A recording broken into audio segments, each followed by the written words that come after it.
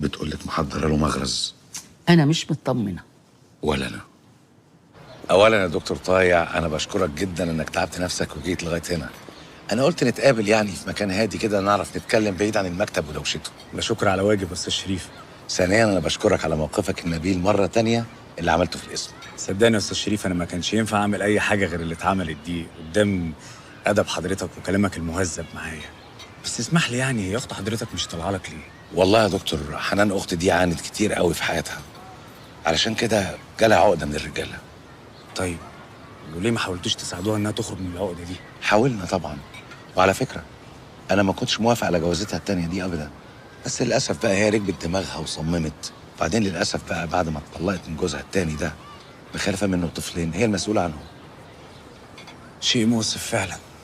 الست في الحالات اللي بتلعب فيها دور الاب والام بتبقى دايما مضغوطه عصبيا، ده بيبقى ضاغط على اعصابها. ده حقيقي، وعلى فكره هي ما شافتش يوم حلو مع راجل. هو انا ممكن اسالك سؤال؟ اتفضل.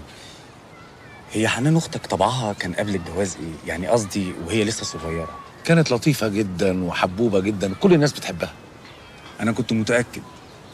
شوف يا استاذ شريف، الورده لو سقيتها واهتميت بيها هتملى البيت ريحه حلوه، صح؟ مظبوط. والعكس صحيح، لو اهملتها هتدبل وتموت. الانثى كده بالظبط. بس في حاله اختك حنان كان رد فعلها على تجاهل الراجل ليها هو العند والعصبيه الزايده والرغبه في الانتقام من كل الرجاله. ده تحليل سليم جدا جدا، وده يخليني اطلب من حضرتك طلب كده اروي، يعني انك ما تكسفنيش وتقبله. اتفضل طبعا. مش عارف اقولها لك ازاي. لا خد راحتك. يعني يا ريت حضرتك الفتره الجايه دي تاخد اجازه قصيره من المكتب.